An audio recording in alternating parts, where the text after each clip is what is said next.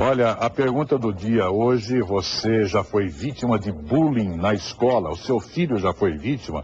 Já chegou reclamando? Você já foi discriminado na escola? Olha, Zanella, 88%. 88%. Tem sempre alguém que tem uma história para contar, não só do filho, como dele próprio. Inclusive, nós vamos agora entrevistar o psicólogo Mauro Godoy. E você aí de casa pode participar, você pode ligar para a gente, pode perguntar o que fazer. 3153-4004.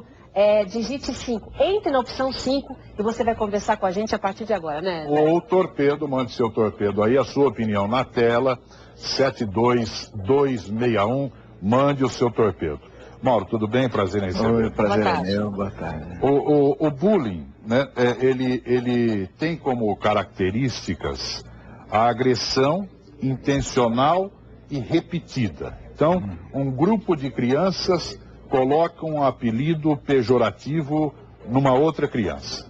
Isso começa a ser massificado, massacrado. Essa é a caracterização do bullying? Olha, vendo pelo ponto de vista psicológico, a gente vai encontrar esse tipo de situação em todo o grupo.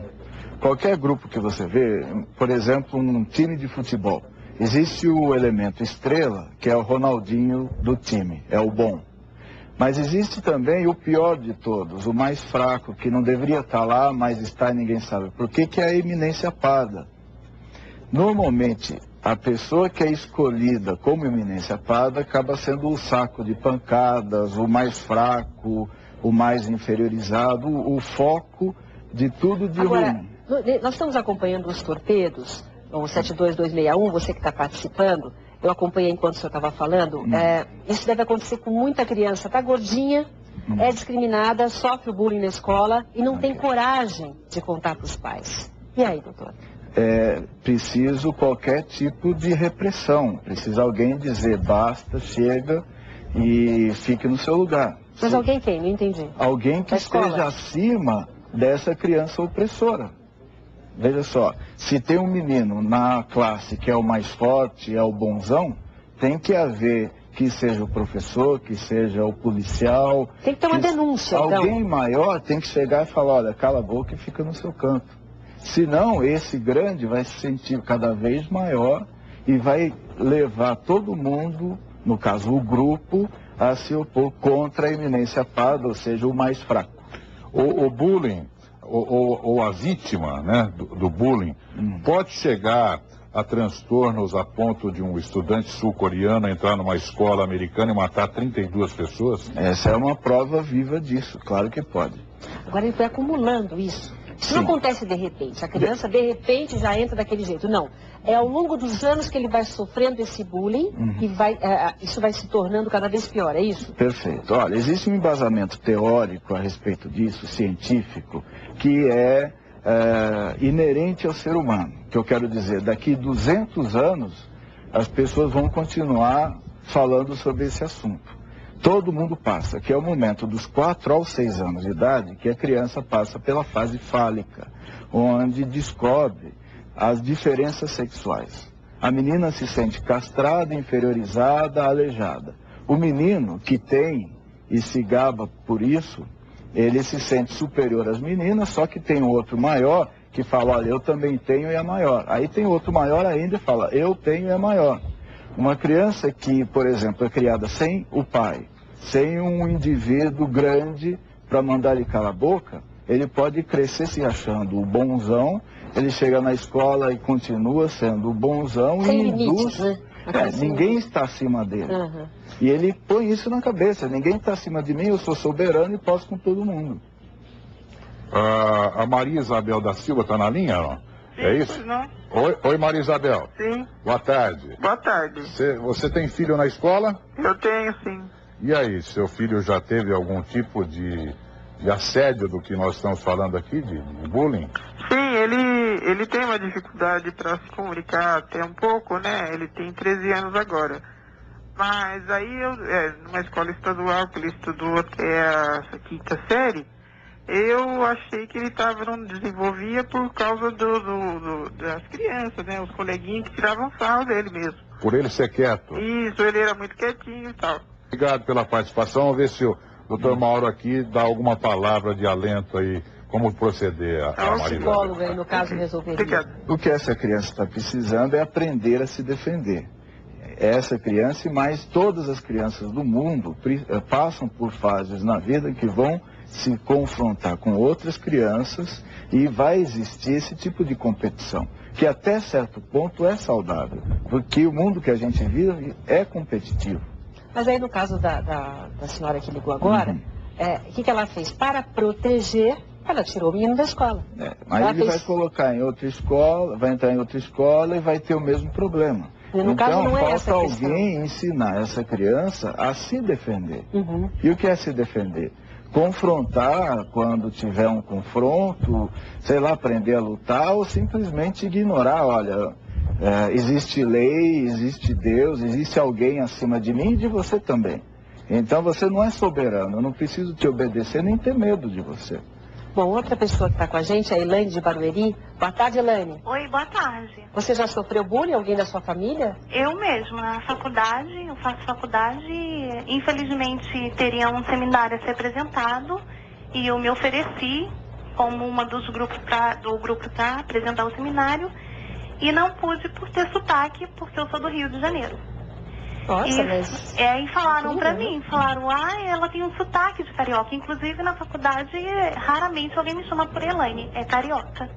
Isso me deixou muito aborrecida, porque eu liguei lá na faculdade, tentei comunicar isso ao reitor e simplesmente a secretária anotou a minha reclamação e até hoje eu não obtive nem resposta. Porque aí, né, o doutor Mauro, quando começa a atrapalhar realmente o estudo, no caso está atrapalhando um trabalho dela na faculdade, eu achei que isso acontecesse só com a criançada, com o adolescente.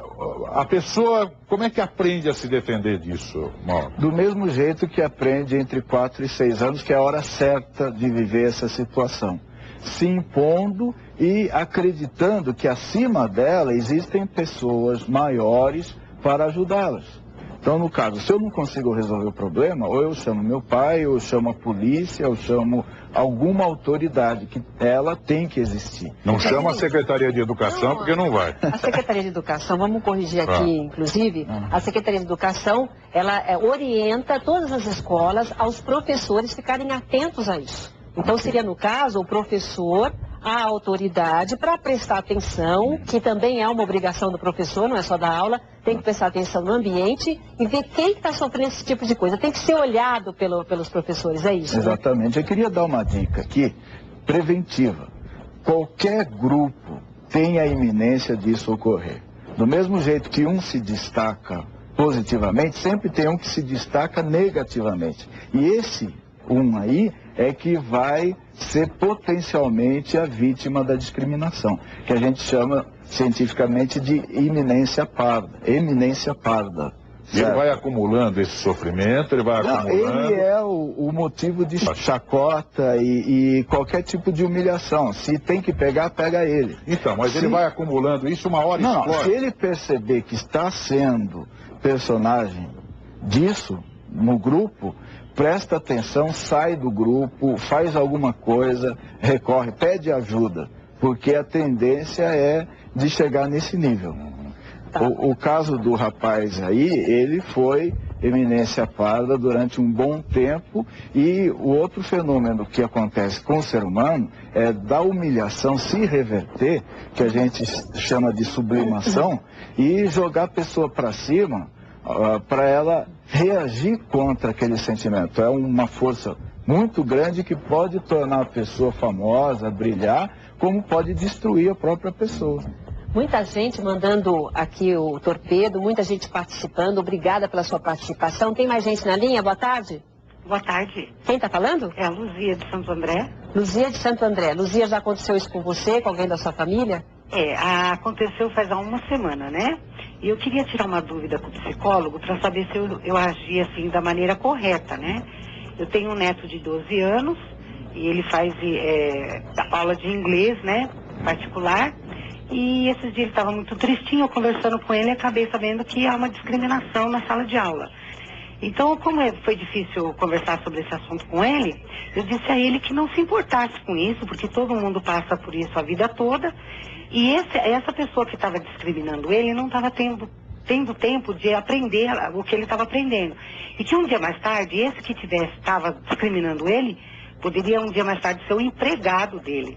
Tá certo, Luzia. Acompanha aí a resposta, a orientação. É essa mesmo? Tá certo? É a melhor forma que ela poderia usar para resolver esse problema. É a sublimação. Você incentiva a pessoa a mostrar o contrário.